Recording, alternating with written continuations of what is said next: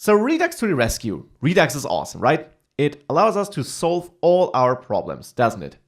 How does Redux work then? Well, remember that idea of having some central place where you manage the entire state. I said that we can't use a global variable for that, and we can't.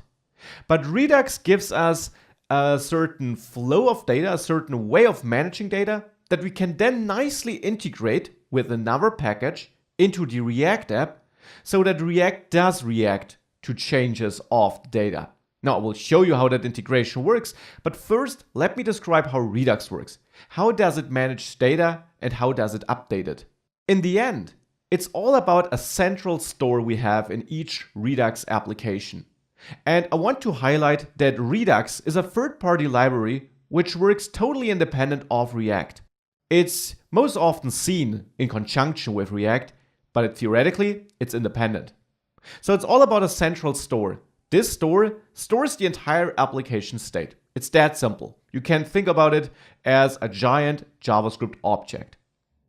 Now, in a React application, and again, Redux is independent from React, but it's the most common use case and it's a React course here in the end, we got components. And a component probably wants to manipulate or get the current application state. Now, it doesn't do that by directly manipulating that central JavaScript object. That would not be picked up by React's reactivity system, and even worse, it would make our store pretty unpredictable. If we edit it from anywhere in our application, then we can never see where we made a certain change that broke our app, for example. So we need to have a clear, predictable process of updating the state on which we can rely on and which is the only process that can change our state. That is actually what Redux is all about, having a clearly defined process of how your state may change. The first building block, besides the central store, are actions, which are dispatched from your JavaScript code. In a React app, they are dispatched from within your components.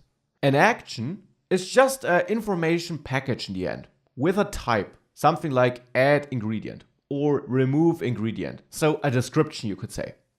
Possibly, it also holds a payload. For example, if the action is add ingredient, we need to also pass the information which ingredient. And that would also be a part of the action. So it's an information package we're sending out to the world, or to Redux to be precise.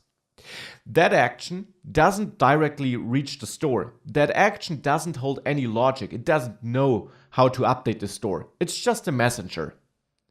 The thing changing the store is a reducer.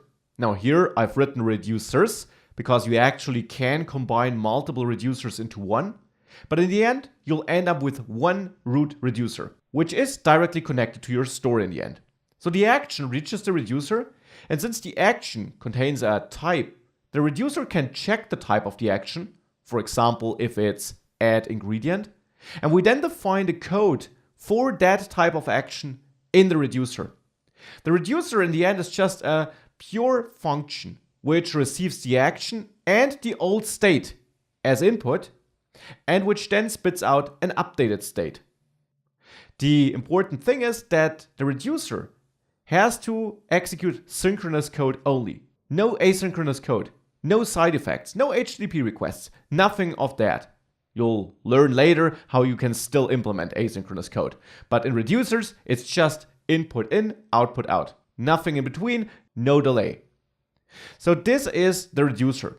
And the reducer spits up the updated state, which then is stored in the store again and replaces the old state.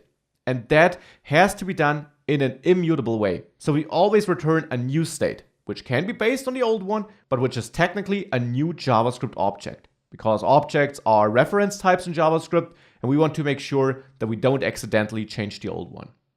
So that is how the reducer handles the action. Now the store is up to date. How do we get the updated state back into our component then? For that, we use a subscription model. The store triggers all subscriptions whenever the state changes, whenever the state is updated in the store. And of course, our component can subscribe to store updates, and it then receives that update automatically.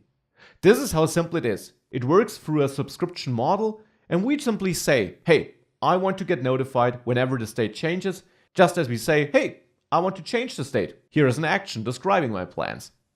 This is the Redux flow. This is how Redux works. Very theoretical though. Let's see it in action over the next lectures.